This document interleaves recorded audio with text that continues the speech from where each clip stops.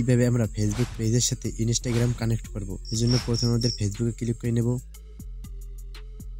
এটা আমার Facebook page. এরপরে থ্রি ডটে ক্লিক করে দেব। এরপরে সেটিংসে ক্লিক করে দেব। এরপর নিচে স্ক্রল ডাউন করব। এখান থেকে লিঙ্কড অ্যাকাউন্টে ক্লিক করে দেব। এরপরে ইনস্টাগ্রামে ক্লিক করে দেব। এরপরে কানেক্ট অ্যাকাউন্টে ক্লিক করে দেব। এরপরেও কন্টিনিউতে ক্লিক করে দেব। এখান থেকে আপনার ফোন নাম্বার এবং পাসওয়ার্ড দিয়ে দিবেন। এরপরে লগইনে ক্লিক করে দিবেন। এবার সেভ ইনফোতে ক্লিক করে দিবেন। আবার সেভ ইনফোতে ক্লিক করে দিবেন। এরপর লগইন অ্যাজ ডুল্লা ফোল্ডারতে ক্লিক করে দিবেন।